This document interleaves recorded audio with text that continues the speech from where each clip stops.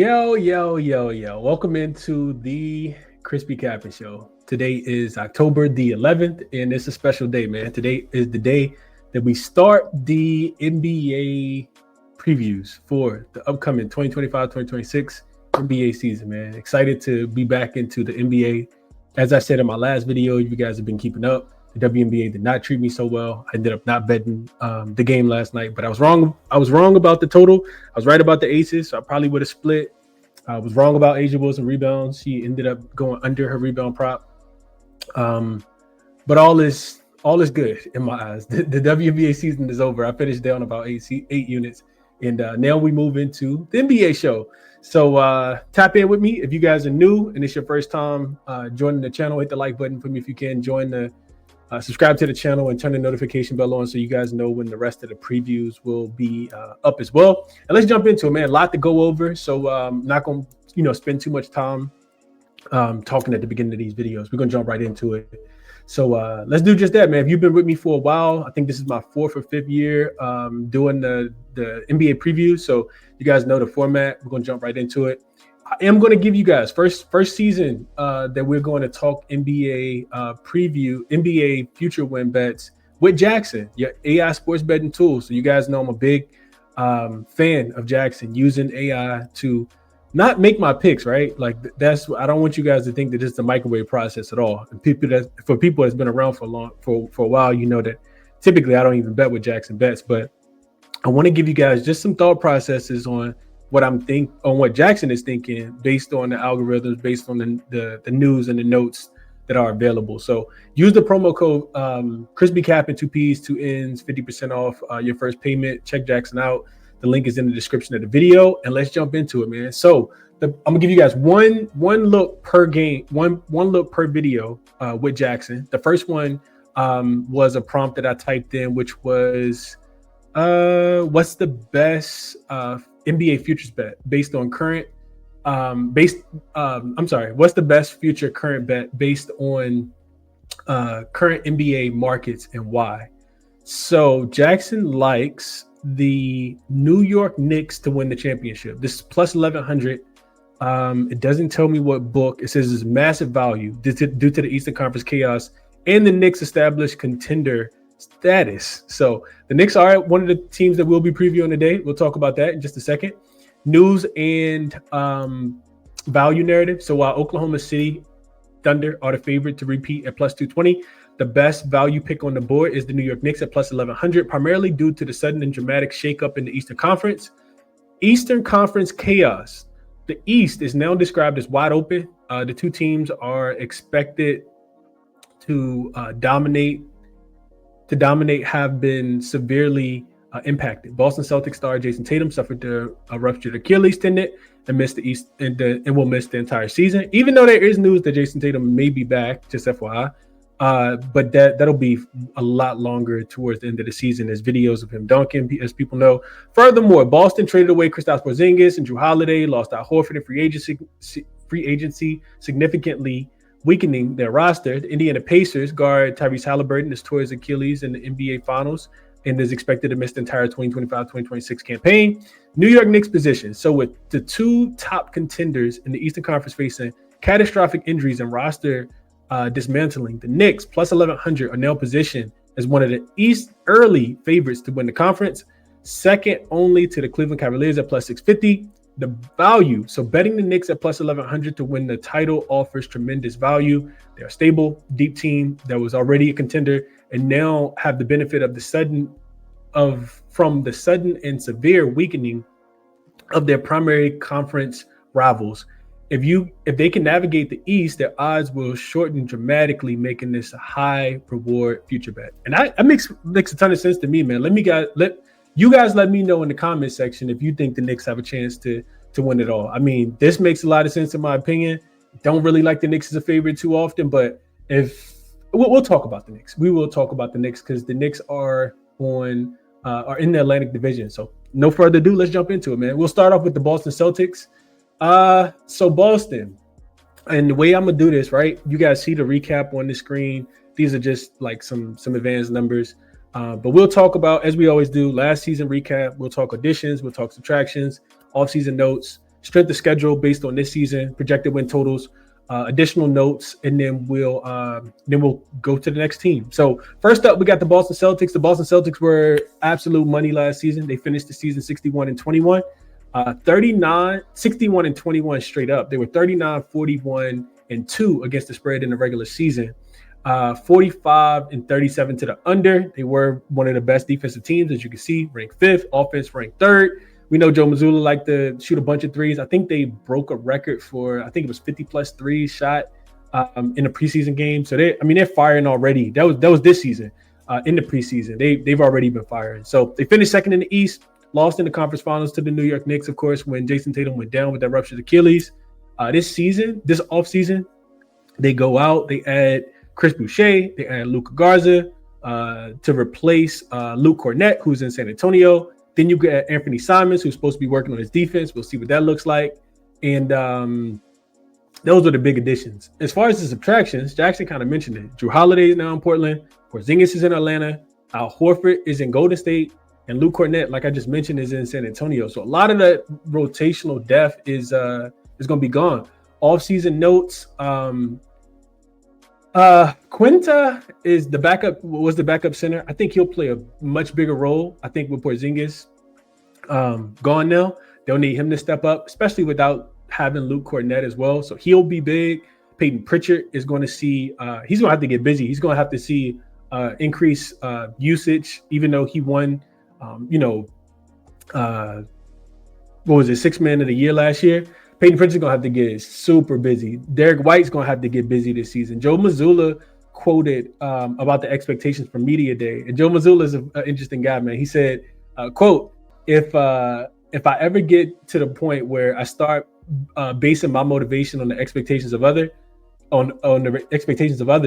retire and quit, end quote. And that's such a Joe Mazzulla type thing to say, man. This dude is absolutely crazy, in the sense of sports and just his mentality in general. So Boston is expected to be a little bit of an underdog. When I look at their strength of schedule, it's right in the middle of the pack. They're 15th. They have the about middle of the pack as far as strength of schedule goes. Projected win total sitting at 41.5 is the lowest you can get it on DraftKings at the time of this recording. So Boston is expected to take a big step back, about 20 less wins. I don't think I would bet the under based on what his number is right now. The Eastern Conference, especially some of these teams that, the Boston Celtics and the Indiana Pacers specifically, we don't know what those losses will look like. We just kind of project them to, not do as well. But Boston is a team that typically wins games. Do I expect them to take a step back? Yes, but I feel like that's already accounted for. They're plus 1,200 to win the division, which I don't think that they'll win the division. Anthony Simons has the third shortest odds to win 6th man of the year. We'll see if he even plays off the bench this season. That'll be interesting, something to take into consideration. But without Tatum, without Porzingis, the question will be, can Jaylen Brown average a career high? Like, I think going back and looking at it, currently it sits at about 26.5, and that was about 3 years ago, the 2022-2023 season. Interesting to see what Jaylen Brown we get this season, right? Like, does he go all out? How much does Derek White contribute? One thing I know for sure is Boston going to shoot a ton of threes. One thing we can take to the bank is they're going to shoot a bunch of threes. So if I'm betting Boston this season on the win total, I think I am betting the over. I like the strength of schedule. They still have enough, in my opinion. And they'll still be hungry. I don't think Boston's going to make a deep playoff run or anything like that this season. I do think they'll take a step back, retool a little bit. They needed to offload some of the cap just because they were – this was like, I think the biggest salary cap in the NBA completely. You got Jason Tatum and Jaylen Brown both making almost $300 million, or both making $300 million. So I do think Boston needed to take a little bit of a step back. It'll be a down year for them, but as far as win total, I think they can get to 42 games based on the Eastern Conference. And I don't know. I'm just not big on the Eastern Conference, so we shall see. Those are my thoughts. Let me know what you guys are thinking about the Boston Celtics. Would you take Anthony Simons to win, 6th man of the year? I'm interested to know. Keep me posted. Let me know in the comment section. I'll try to speed up, not go too slow. And this will be pretty quick, right? The Brooklyn Nets are up next, man. The Brooklyn Nets, you can see their offensive and defensive metrics from last season. Net rating 26, pace 27. They did cover more spreads than they didn't. They finished 26 and 56 straight up. Remember, Brooklyn would go on like little tears throughout the season. They actually started the season off well, then they started to lose, and then they started to win again. And well, no, they never started to win again after that. They kind of tapered off throughout the season. 44-38 to the under last season. This was not the greatest offensive team. The defense struggled as well. They would always find themselves in games, but just couldn't do enough to win. And I don't even think they really tried. They finished 12th in the East, missed the playoffs, of course. They cycled through 44 different starting lineups last year, like through injury and trying to find some kind of offensive identity. But we know that they were hurt. Like a lot of it was injuries last year. So you talk about what happens over the offseason as far as additions. They do bring in a couple, in my opinion, defensive type players like Hayward Highsmith. I don't think he's going to give you too much on the offensive end. I know he's been shooting the three a little bit better in Miami last season. Terrence Mann comes over from Atlanta. Michael Porter Jr. is the big addition, of course, from Denver. He's, in my opinion, just going to be a three-point shooter. We'll see. And then they drafted 5 first-round picks, man. Denver is, Brooklyn, I think that's the definition of, up and coming and, development. If development had a number of draft picks in the first round, it would definitely be 5. And that's what the Brooklyn Nets will be, in my opinion, this season. We'll see what Edgar Demon, I think is how you pronounce it. Demon is how you pronounce his name. He was taken 8th. We'll see what he can do. They have a couple guys that I think, will get a lot of playing time. I'm a huge fan of Coach Fernandez as well. Like we'll see how well he can get these guys to play hard. But you lose Cam Johnson, of course. He's in Denver.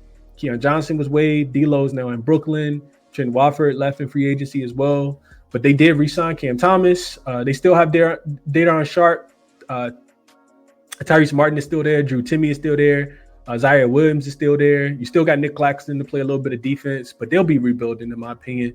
And I think they'll lose more than they win this season. If I'm playing their win total, I'm betting under on their win total. And that win total is 20.5. I know that's a super low number. Can they go over it? Yes, but I think that they'll struggle to get wins this season. I think that they'll really struggle offensively as well. I think Cam Thomas will be out there jacking up a lot of shots. The shots that he don't get will be the ones that'll be, they'll be there for Michael Porter Jr. Everybody else just got to play defense and get it out the mud, in my opinion. That's how I kind of think about the Brooklyn Nets this season. They are only returning. Cam Thomas is the only player returning from last season, opening night, starting 5 as well. So this will be a lot of turnover for them. They also have the 9th most difficult schedule. And like I said, only projected to get 20.5 wins. So I would bet under, but it's a super low number. Somebody got to lose a lot of games, and I think Brooklyn will be that team. That's my thought process. Let me know what you guys think about the Brooklyn Nets this season. Let's go to the next one. The New York Knickerbockers. JaXon already projected a plus 1,100 for them to win the championship this season. So we look at the New York Knicks. We can see that they were really good last season. 5th in offense, 12th in defense. Outside of that, they finished 51-31 last season, straight up. And I mentioned, not really liking them as a favorite. They were 37-41-4 against the spread last season. And real quick, I didn't do my homework on this, but I am interested to see what the Knicks were last season as a favorite, specifically just in the regular season. Let's just look at that real quick. They were 32-29-3 last season. So they covered 52.5%. That's not going to win you a lot of money. Betting on them as a favorite. They won by average of, it looks like 7.5 points. So not too bad. I don't know. We'll see what happens with the Knicks this season. 42-38-2 to the over as well, about 52%.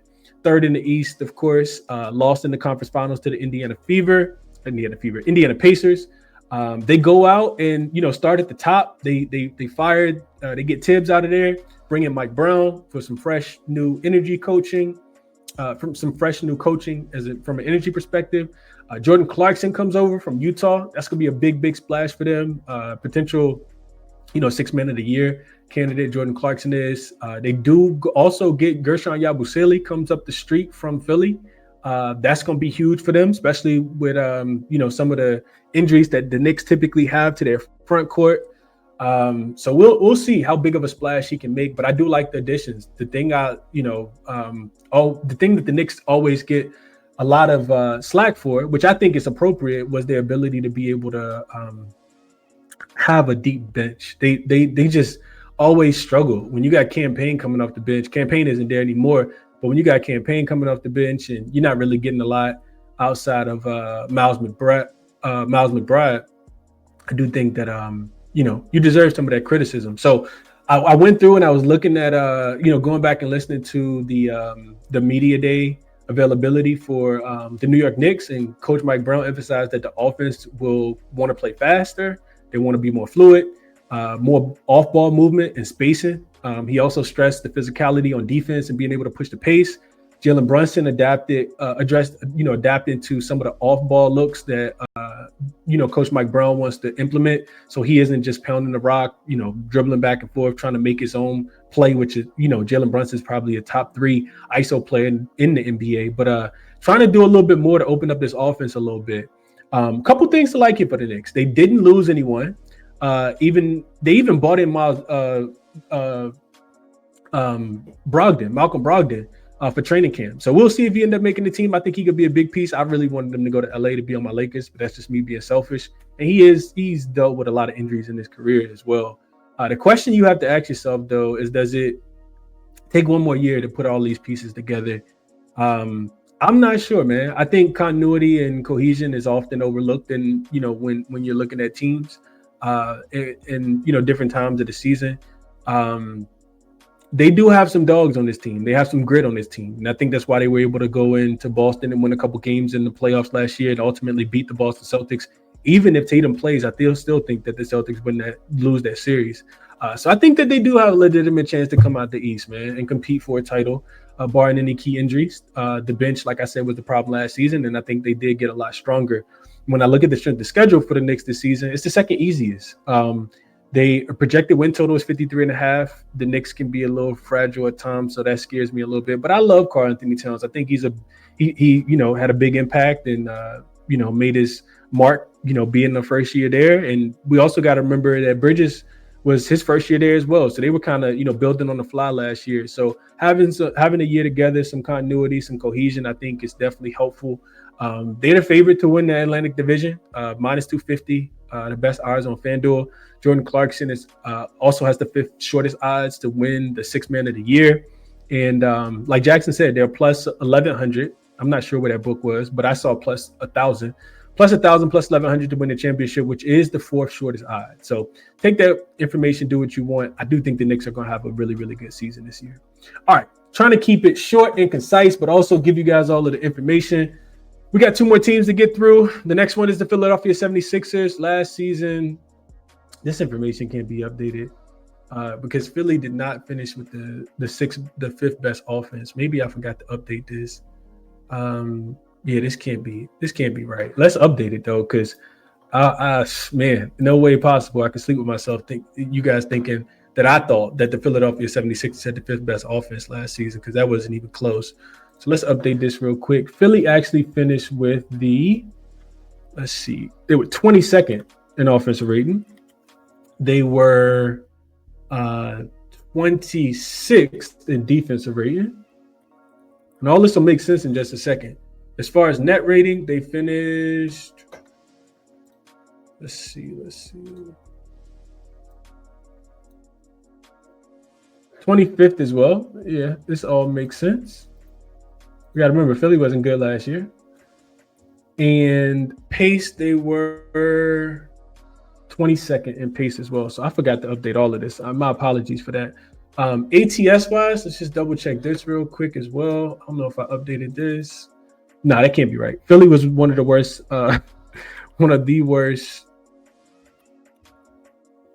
ATS teams in history last season. Yeah, this is not even close. So that 7 is right, but it's 27, 53, and 2. Philly, just thinking about that, like, kind of makes me think Philly gonna have to prove it to me this season. Philly is absolutely going to have to prove it to me this season. So we think about Philly, right? Finished last season 24 and 58. They were 27, 53, and 2. We just talked about that. ATS. 47, 33, and 2 to the over. That's almost 60% last season. A lot of it was their poor defense. As you can see here, 26 defensively. They finished 13th in the East, missed the playoffs, of course. Embiid missed 63 games. PG missed 41 games. Maxey ended up missing time. I don't know if Maxey really needed to miss that much time, but he did end up missing 30 games as well. Even Jerry McCain tore his meniscus as well in December after having, a little bit of a breakout right before he got hurt last season. So all of those injuries hurt Philly a lot. Even when they were together, they had no continuity. They go out, they re-sign Drummond. Justin Edwards is still there. Eric Gordon, who feels like he's playing his 100th year, is still there. Quentin Grimes came back. Kyle Lowry, who feels like he's been playing in the NBA for 1,000 years, is still there. Kelly Oubre, who's a vet now as well, is still there. They add Trenton Watford, which doesn't really move the needle for me. Comes over from Brooklyn. VJ Edgecombe, I think is how you pronounce his name. They did draft him 3rd overall. He's probably going to be able to make a little bit of a splash in the NBA, I think, just because I think the playing time will be there. They lose Gershon Yabusele. They waive Ricky Council. Lonnie Walker is now overseas as well. Philly, man, Philly went through the gauntlet last year, man. It looked like the process all over again. Off-season knows Embiid, who underwent arthroscopic knee surgery on his left knee in April. He, like at the media availability, didn't give he was smart. He didn't give an actual date as far as his return, but said that he was feeling a little bit better. The tone from the team was kind of hopeful. They avoided any kind of proclamations or like any kind of really big, deep expectations, more so kind of focusing on health and trying to be consistent and in the process. Embiid commented and said he was kind of day-to-day, which kind of captured the mindset, emphasizing gradual progression over instant returns for him specifically.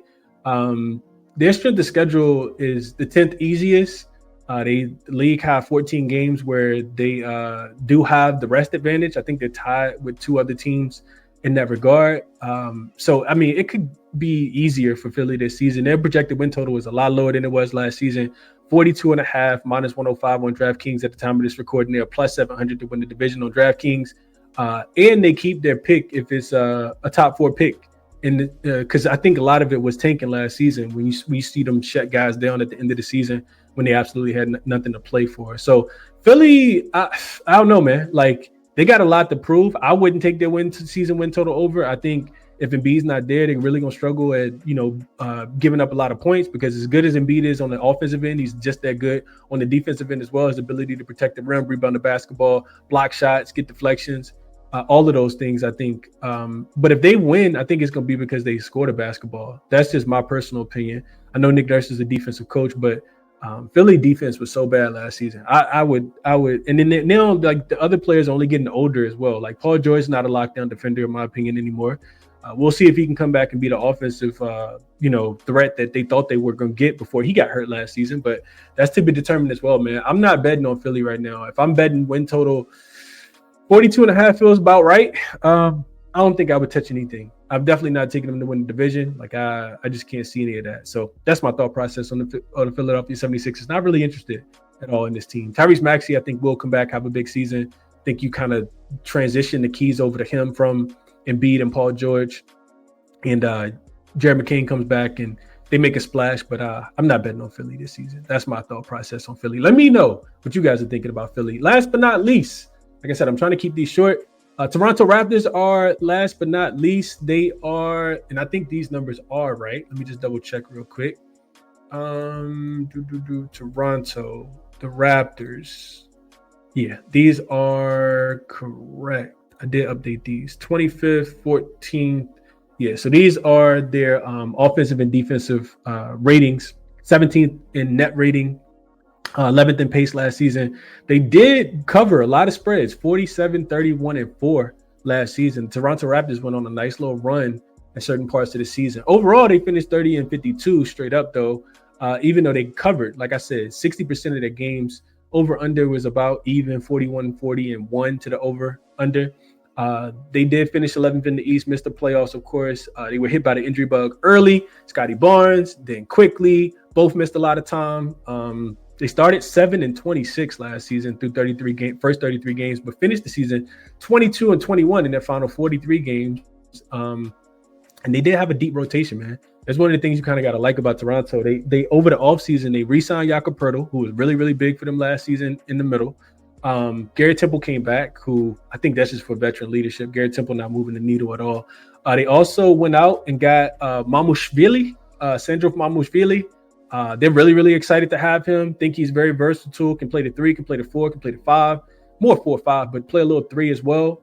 Not really sure who Colin Murray Boyles. I haven't really watched him play, but they did draft him 9th as well. They lose Chris Boucher to Boston, and that's really their offseason in a nutshell. I think the Toronto Raptors really just wanted to get healthy. Remember, Ingram came over last season as well. He didn't play a lot of games. So we'll see if, how much of an impact he make. Based on media availability, Ingram kind of addressed adapting to a new system. Saying that he wants to feel comfortable in his own skill set, but also grow in some of the off-ball stuff, cutting, because they got some players that can definitely score the basketball now. Coach Rajanovic talked about the increased depth compared to previous seasons. He suggested that they'll be a little bit more flexible in their rotation and managing minutes. They don't really have a starting 5 quite yet. A lot of guys going to be going in and out. But yeah, this team is like solid. You still got Scotty Barnes. You still got Quickly. Quickly said, I think our expectation of our team is definitely to make the playoffs and win some games in the playoff. They have a projected win total. Well, before we get to projected win total, as far as strength of schedule, 11th easiest. They have the rest advantage in 13 games, which is the second highest in the league this season. Projected win total is 38.5, minus 115 on DraftKings at the time of this recording. They're plus 1,600 to win the division on DraftKings. I don't think that's going to happen, but I do like their season win total over. I think if the Toronto Raptors, again, right, if you're betting on these win totals, a lot of you guys know that you just need a team to stay healthy. So Toronto, that's the number one Achilles heel. No pun intended. If they can stay healthy, they finished the second half of the season ranked 2nd in defensive rating last season after the All-Star break.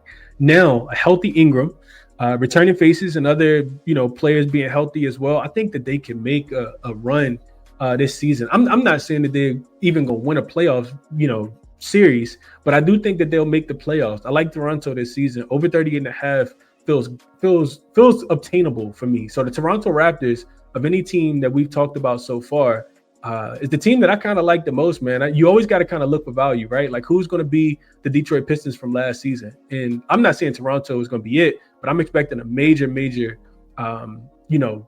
run from Toronto. They won 30 games last season, so you need them to win 9 more games. And you add, I know chemistry can be a thing, but you add Brandon Ingram. You got Scotty Barnes, who's looking to take another step. He talked about being, developing and continue to want to be a leader. I think this is year, number 3 or 4 for Scotty Barnes. 5. Scotty Barnes has been in the league for a while now. But yeah, I like Jakob Poeltl. I think the offense is going to be good. If they can play defense and stay healthy, I do like this Toronto Raptor team. I like the depth as well. So I like Toronto over 38.5 wins, man, if I'm betting anything here. And that is it. First one in the books, man. Resources are listed here. I will be sharing these throughout the season. If you guys have been rocking with me for a while, you know already. But the things that I use to handicap the NBA, WNBA, NFL, all of them. All of these resources are for all of the different sports. So check them out. They're pinned in the comment section if you guys are interested. On the way out, hit the like button for me if you can. Subscribe to the channel. Turn the notification bell on. The NBA season is here. We are back. Next division up is going to be let me just go to my notes, the Central. So we'll go through the Central in the next video. Let me know in the description of the video too, if you guys like the look from JaXon. Would you bet the Knicks to win the championship? Also, what are your thoughts on the teams that we talked about in the Atlantic Division, man? Let me know. And NBA season will be right around the corner, but I'll catch you guys in the next one, man.